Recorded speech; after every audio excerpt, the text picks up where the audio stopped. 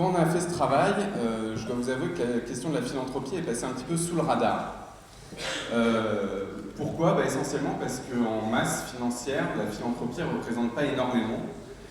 Et donc du coup, j'ai essayé de réemployer la même méthode axée sur la question de la philanthropie. Donc si on prend la protection sociale dans son ensemble, la philanthropie c'est peu.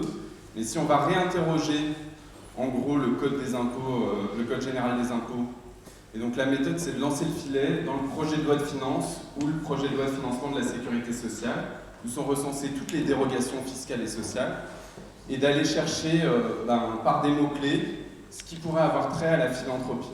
Ça va être les dons, ça va être le secteur associatif, etc. Et donc, concrètement, j'ai fait deux choses. J'ai été regarder dans les dépenses ayant trait à la protection sociale, celles qui pouvaient concerner le don ou le secteur associatif. On verra que c'est large, et pas forcément limité à la philanthropie. Et d'autre part, dans les annexes budgétaires, donc au projet de loi de finances, j'ai fait des recherches sur ces mots-clés-là, le don, les associations, humanitaires, bienfaisance, intérêt. Et chaque fois qu'on interroge le code général des impôts, la pêche est bonne, et j'ai trouvé un certain nombre de choses. Je vous propose une classification des mesures que j'ai trouvées, une trentaine au total, certaines spécifiques à la philanthropie et aux associations et d'autres qui les intègrent, en trois grandes catégories. D'une part, ce qui concerne les dons. Alors, il y a les dons reçus par les organismes et les dons, petit lapsus, les dons versés et les dons perçus par les organismes. Il y a ce qui concerne l'activité économique et qui était peut-être, entre guillemets, le point aveugle quand on m'a posé la question au départ. C'est-à-dire que si on regarde quelle est l'intervention socio-fiscale de l'État vis-à-vis de la philanthropie, il n'y a pas seulement la partie don, qui est la plus évidente et la plus médiatisée, il y a aussi le fait que la fiscalité pour les associations, pour les fondations, etc., une fiscalité spéciale, dérogatoire, et ce qui constitue une intervention publique, en gros, qui représente un tiers des montants. Et enfin, il y a des mesures que j'appellerais non spécifiques, au sens où ce ne sont pas des dispositifs fiscaux labellisés associations ou philanthropie, mais où certains secteurs mobilisant beaucoup des associations vont en bénéficier. En particulier le secteur des services à la personne, l'aide aux personnes âgées dépendantes, dont les opérateurs sont en partie conséquents que les associations, et qui bénéficient aussi de ces aides. Il y a aussi des mesures d'emploi, notamment dans les dispositifs. Il y a des exonérations pour des emplois, des associations intermédiaires, par exemple, et qu'on peut retrouver là. Alors, sans vous assommer de chiffres, j'ai essayé de faire un tableau juste pour vous montrer la créativité du Code général des impôts. Il y a beaucoup de dispositifs qui auraient peut-être pu être regroupés, et peut-être ça éclairera les sociologues et les historiens sur la créativité du législateur. Première catégorie, les dons et legs, en gros 2,4 milliards d'euros. Alors c'est des chiffrages qu'il ne faut pas prendre... Alors, je parle sous les trois contrôles des acteurs du milieu qui en général ont une meilleure expertise que nous. Il s'agit des chiffrages du projet de loi de finances 2015, donc c'est de la prévision, et ce qui est chiffré ici, c'est la perte de recettes pour l'État. Qu'est-ce que l'État ne perçoit pas à cause des dispositifs socio-fiscaux? C'est un chiffrage totalement fictif, au sens où il est purement comptable. En gros, s'il n'y avait pas les incitations fiscales, les sommes ne seraient pas les mêmes et on n'aurait pas le même résultat à la fin. Mais ça donne des ordres de grandeur et ça permet de s'y repérer. Dans la catégorie dons et legs, en gros 2,4 milliards de pertes pour l'État selon ce chiffrage-là. Le premier crédit d'impôt, c'est pas un crédit, c'est la réduction d'impôt pour dons sur l'impôt sur le revenu.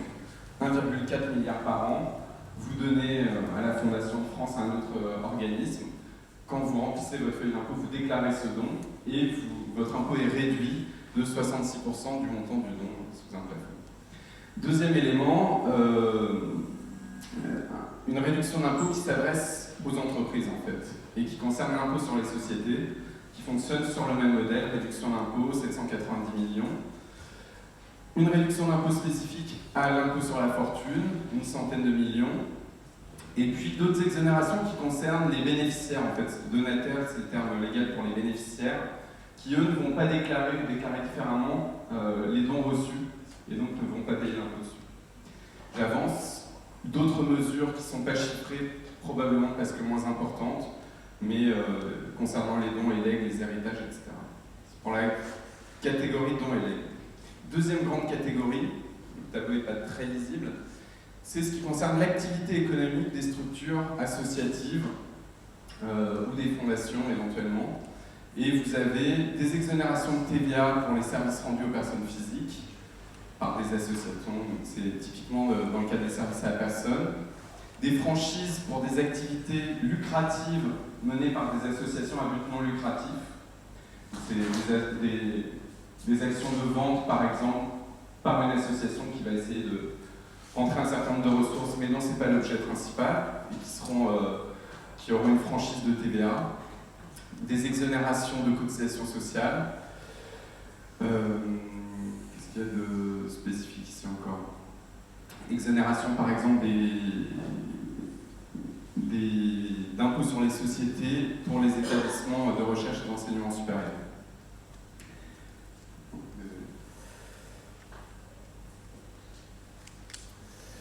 Enfin, ce qui n'est pas spécifique, ce sont les mesures, mais qui vont concerner quand même pas mal les associations, ce sont les mesures, je le disais, crédit d'impôt au titre de l'emploi par les particuliers d'un salarié à domicile, pour la garde d'enfants qui peut être opérée par le secteur associatif. Les crédits d'impôt pour garde d'enfants, par exemple dans les crèches associatives. Toujours les déductions pour les particuliers employeurs. Donc en fait, tout cet ensemble-là, c'est le secteur des services à la personne qui va mobiliser en partie le secteur associatif. Et donc si on met le tout ensemble simplement sur les mesures spécifiques, on a un ensemble de l'ordre de 3,4 milliards d'euros de perte de recettes fiscales. La plus grosse partie, c'est les réductions d'impôts pour dons, donc le crédit d'impôt à l'impôt sur le revenu seulement. La seconde plus grosse partie, c'est les réductions d'impôts sur les sociétés. Et la troisième, c'est les exonérations de TVA pour les associations. Donc, quelle importance de ces dispositifs en global pour l'État, pour le secteur? Si on regarde l'ensemble des prélèvements obligatoires, c'est pas grand-chose. Les prélèvements obligatoires, c'est 57% du PIB, 1000 milliards, on est à 3 milliards, c'est pas grand-chose. Si on regarde l'État social caché, c'est pas grand-chose non plus. On n'est clairement pas dans les États-Unis où c'est une fonction de l'État social qui est menée, et en grande masse, on n'en est pas du tout là. La protection sociale en France, c'est 700 milliards. L'État social caché en France, en gonflant les chiffres, c'est 90-100 milliards. Là, on est à 3 milliards, on n'y est pas non plus. Est-ce que pour autant, c'est pas significatif? Non, c'est pas ici que je dirais ça. D'abord, c'est significatif sur certains prélèvements. C'est à peu près 2% des recettes de l'impôt sur le revenu, 2% des recettes de l'ISF et 1,5% de l'impôt sur les sociétés. C'est pas négligeable complètement, surtout que ça concerne relativement peu de personnes. Et puis, on peut dire que c'est des montants faibles, mais on a aussi des impôts sur le revenu très faibles. Les deux sont quand même probablement assez liés. C'est conséquent vis-à-vis du montant des dons, on y reviendra, mais les dispositifs d'incitation aux dons en France sont très généreux. Je disais, vous pouvez déduire 66% du montant du don fait à un organisme à votre impôt sur le revenu. Donc, entre guillemets, on vous paye bien pour faire des dons du point de vue fiscal. Et c'est important sectoriellement.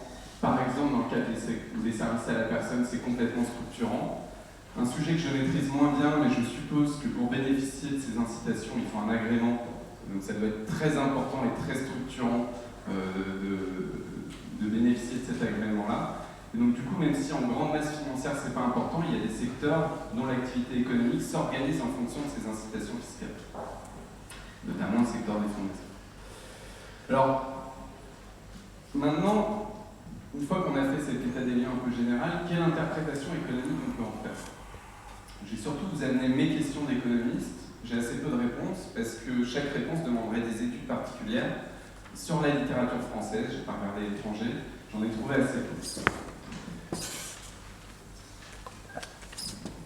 Si on prend l'exemple de la réduction d'impôt sur le revenu, c'est un copier-coller de servicepublic.fr, ça fonctionne à peu près comme ça. Grosso modo, quand vous versez à une fondation, vous déduisez 66% des sommes versées de l'impôt sur le revenu que vous deviez. Quelques remarques. La première, c'est que c'est une réduction d'impôt. Qu'est-ce que que ça veut dire? Ça veut dire qu'on diminue le montant de l'impôt dû, mais si vous n'êtes pas imposable, vous ne bénéficiez pas, entre guillemets, de cette aide-là. Si vous faites partie à la louche des 50% de foyers qui ne payent pas l'impôt sur le revenu, vous n'êtes pas concerné parce que vous n'avez pas d'impôt à réduire. Il y aurait une autre possibilité, ça ne m'étonnerait pas que ça arrive assez rapidement, ça serait la formule du crédit d'impôt qui permet de, entre guillemets, rembourser un impôt que vous ne payez pas, c'est-à-dire de donner le même avantage fiscal aux foyers imposables et non imposables. Ça, c'est le premier élément, c'est une réduction d'impôt, et c'est déjà une évolution, puisque dans ce que j'ai pu lire, il y a quelques années, dans les années 80, le dispositif n'était pas une réduction d'impôt, mais c'était une déduction des revenus, ce qui avait pour effet de rapporter plus, entre guillemets, aux foyers fiscaux aux plus hauts revenus. Comme les foyers fiscaux aux plus hauts revenus ont des taux d'imposition supérieurs, ils diminuaient leurs revenus et ça leur faisait une incitation supérieure aux classes moyennes. On a toujours cet effet-là par effet réduction d'impôt, mais en valeur absolue, vous déduisez un pourcentage fixe de ce que vous donnez. Ensuite, la question économique, c'est à quoi ça sert ces incitations fiscales? Qu'est-ce que ça fait? Et on a tous des pressentis en tête, les acteurs ont un discours dessus, et on n'est pas très sûr de la conséquence que ça a. Est-ce que c'est une incitation au don? Est-ce que les gens ne donneraient pas s'il n'y avait pas ces incitations fiscales? Est-ce qu'ils donneraient moins? Combien donneraient-ils? Est-ce qu'il y a un effet d'aubaine pour le contribuable? L'effet d'aubaine pour le contribuable, il arrive, je prends le cas, c'est mon cas, je suis adhérent à une association qui a un tarif d'adhésion fixe, 20 € par an. Il m'envoie un reçu fiscal chaque année. Je serai adhérent à 100% au même tarif à cette association sans l'incitation fiscale. Pour moi, c'est un pur effet d'aubaine. L'incitation fiscale, dans ce cas-là, ne m'incite pas du tout à donner, coûte 66% de 20 € à l'État et simplement augmente mes revenus d'autant. Donc là, il n'y a aucun effet incitatif. Est-ce que c'est une subvention indirecte aux organismes donataires? Ça, c'est l'effet inverse. Dans le premier cas, je vous ai dit, je donne quoi qu'il arrive. Effet inverse, je suis un agent rationnel, homo economicus maximisateur, et j'ai un budget don, mais comme je ne suis pas contraint par ma trésorerie, je peux faire mon calcul jusqu'à la fin de l'année, jusqu'à l'année prochaine, jusqu'au moment où je paye les impôts. Et du coup, je me dis, mon budget don est de 100 €, on va me rembourser 66% de ce que je donne, et donc je n'aurais pas faire d'erreur de calcul mental, mais je peux donner jusqu'à 366, un peu plus, et ça ne me coûtera au final que 100 €. Ou autrement dit, si mon budget don est de 34, pour reprendre l'exemple de tout à l'heure, de 34 €, je peux donner 100 € et par les déductions fiscales, ça ne me coûtera que 34 € à la fin. Dans ce cas-là, j'ai déjà choisi à qui je donnais, j'ai déjà choisi combien ça allait me coûter, et l'effet économique de l'incitation, eh ben, en fait, c'est une subvention de l'État dirigée par mon don. J'ai choisi de donner 34 et l'État en complément va apporter 66. Il faut bien comprendre que les deux effets, l'effet d'aubaine pour le contribuable et l'effet de subvention indirecte aux organismes, ils sont concurrents. C'est un peu l'un, un peu l'autre, mais ça ne peut pas être les deux à 100%. Et donc, toute la question des dispositifs d'incitation fiscale, c'est qu'est-ce qu'ils produisent? Ou dit autrement, qu'est-ce qui se passerait si l'incitation fiscale n'était pas là? Et la littérature est assez pauvre en réponse, mais il y a quand même une étude assez intéressante, qui rejoint en plus des constats faits par le milieu. Ici, vous avez le montant en points de PIB des dons déclarés à l'administration fiscale dans les années 2000. Un point intéressant, c'est la rupture que vous observez entre 2003 et 2004. Une forte augmentation. On va sauter sur l'idée de se dire c'est une année où les incitations fiscales ont augmenté de 10%. On est passé à une réduction d'impôt de 50% et une réduction d'impôt de 60%. Tout est expliqué. Mais en même temps, je ne suis pas sûr, mais je crois avoir lu dans l'article de Fac et Landais que c'est l'année du tsunami, je crois, 2004. Donc une autre bonne raison pour laquelle les dons auraient pu augmenter. Et puis il y a la conjoncture économique qui peut jouer aussi sur les revenus des agents, etc. Autrement dit, l'interprétation n'est pas aussi directe que ça. Et Fac et Landais font une expérience économique pour essayer isoler la cause spécifique de l'incitation fiscale qui augmente de 10% et de voir exactement quel est son effet. Et il compare des foyers qui pourraient en bénéficier et d'autres qui ne pourraient pas en bénéficier. Je ne détaille pas la méthode, mais c'est quand même suffisamment sophistiqué pour inspirer confiance. Mais simplement, il s'intéresse qu'aux ménages compris entre le 3e et le 8e décile. Les classes moyennes au sens large, mais pas les très riches. J'y reviendrai, c'est important. Le résultat de leur étude, d'un ordre de grandeur, mais c'est de se dire que l'élasticité des dons au prix du don est relativement faible. Autrement dit, si je supprimais la réduction d'impôt qui à l'époque était de 60%, un don de 100 € passerait à 64 €. D'accord ? Or, un don de 100 €, il coûte à l'État 60 € à l'époque. Donc l'État paye 60 € pour qu'au lieu de 64 €, je donne 100 €. Vous voyez bien que si on raisonne comme ça, l'incitation est surcalibrée. L'État va payer 60 € pour que moi je donne 36 € de plus. Donc si par exemple l'objectif c'est de maximiser les sommes perçues, publiques et privées, bah là ça ne marche pas. Il vaudrait mieux, si on considère que l'État et les organismes sont équivalents et qu'on va maximiser les sommes perçues, c'est pas efficace. On peut avoir d'autres objectifs comme choisir mon don, etc. Donc la conclusion de leur étude c'est celle-là. Cela dit, l'élasticité, donc la sensibilité à l'incitation, augmente avec le revenu. Plus on est riche, plus on donne, et plus on est sensible aux incitations. Ils posent la question d'une incitation surcalibrée. Dans leur conclusion, ils disent qu'une telle incitation sur ces ménages-là de classe moyenne ne peut se justifier que si on pense que les organismes sont beaucoup plus efficaces que l'État en termes d'allocation des ressources, sinon ça coûte trop cher, pour la raison que je vous ai dit. On peut quand même poser une question, c'est qu'en termes de... Les donataires, parmi les 20% les plus riches, sont les plus gros donateurs en fréquence et en volume. Et donc il est probable que si on s'intéresse aux plus riches, l'incitation est plus efficace pour lever des sommes supplémentaires. Une autre réflexion que ça peut susciter, c'est celle de, je crois que c'est, je lis son prénom, Pollard, dans Gouverner par les finances publiques, qui remarque que ça peut s'apparenter à un mécanisme censitaire, dans la mesure où on réfléchit en disant, quand je choisis de donner 34 € à un organisme, l'État y ajoute 66.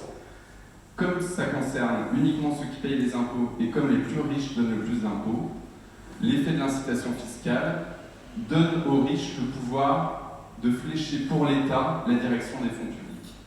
Donc pour elle, ça pose une question démocratique. On pourrait élargir la question au mécénat d'entreprise. Pour bénéficier d'une réduction fiscale, économiquement, il faut qu'il n'y ait pas de contrepartie, ou alors un gadget, une carte postale, un porte-clés, etc. Sinon, on n'a pas droit à une réduction fiscale. Mais dans le cas des dons d'entreprise, l'économiste pourrait se poser la question de quelle est la contrepartie. Et là, la contrepartie marchande, au-delà d'être heureux, d'être content de donner, etc., qui n'est pas trop valorisable, il y a une contrepartie en termes d'image qui me paraît assez évidente. Et une entreprise qui donne, qui est mécène, elle va apparaître assez facilement, et donc je pense qu'on pourrait regarder, en termes de dépenses de publicité, de faire cette comparaison. C'est-à-dire, quel est le niveau de l'incitation si on la compare à ce que serait le fait d'acheter un service de publicité. Dit autrement, dans une période où les entreprises se préoccupent de leur responsabilité sociale, elles ont d'autres bonnes raisons de donner que simplement l'incitation fiscale. Si ces autres bonnes raisons sont suffisantes, peut-être encore que l'incitation est surcalibrée. Combien de temps il me reste ?